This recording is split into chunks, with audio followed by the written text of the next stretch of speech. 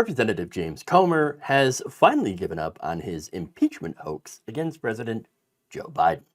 After a string of embarrassing failures, ridiculous hearings, and promises of evidence against the Biden crime family that never actually materialized, as well as Republican lawmakers backing away from the failed effort, James Comer has decided to, throw in the towel.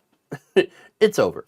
On Monday night, he officially ended the probe in the most GOP way possible by using it to beg for money. In a fundraising email, he writes, "It is clear that the Democrats will choose their party over their country and the truth at every turn. They should be ashamed of themselves." Really, what happened in the first impeachment of Donald Trump and second impeachment of Donald Trump? That exact situation with Republicans.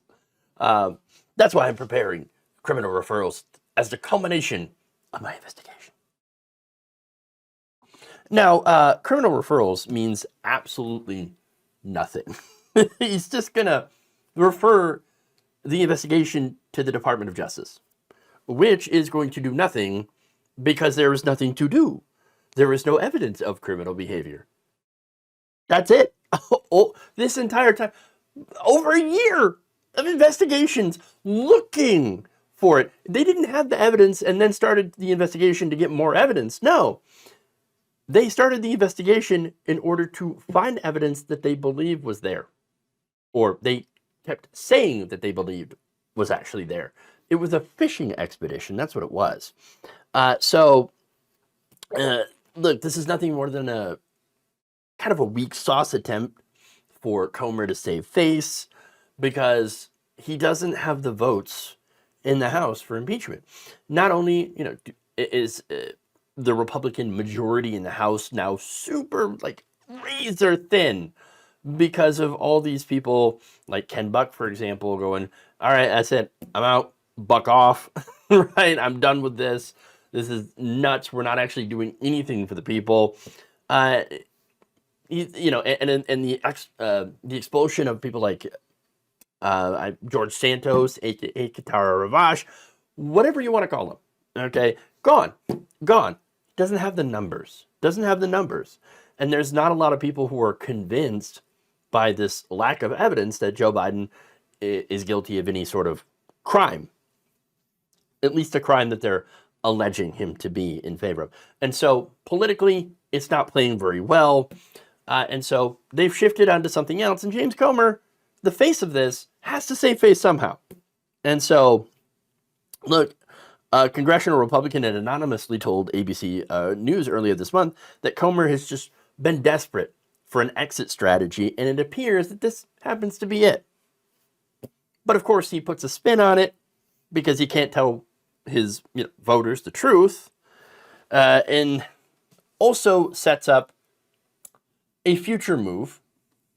When President Trump returns to the White House, it's critical the new leadership at the DOJ have everything they need to prosecute the Biden crime family and deliver swift justice.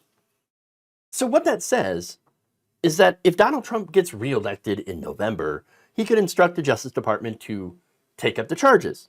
In that case, we'll see an actual witch hunt where they would either have to drop the case or manufacture evidence. I don't think I'm too far off in suggesting that as a possibility, because who knows what kind of ghoul is going to end up running the Trump Justice Department. Odds are, it's going to be someone terrible.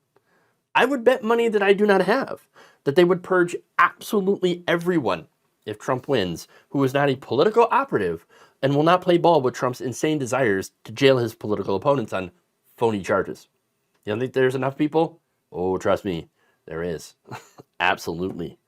All the talk about witch hunts and political prosecutions or persecutions by Republicans, it's not only massive projection, but also a promise to the conservative base if they choose to give Republicans power. It is no longer about pushing conservative principles in this country, which I don't agree with, okay?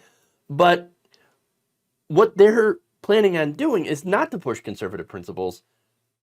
It is to get vengeance, to punish people who believe differently than they do to ultimately own the libs. That's what a second Trump, administration will ultimately do.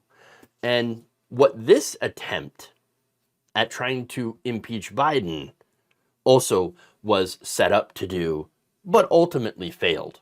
And if you don't think that they're interested in pushing more political prosecutions or persecutions when they have the ability to do so, then you're not paying attention to the way the Republican Party has been going.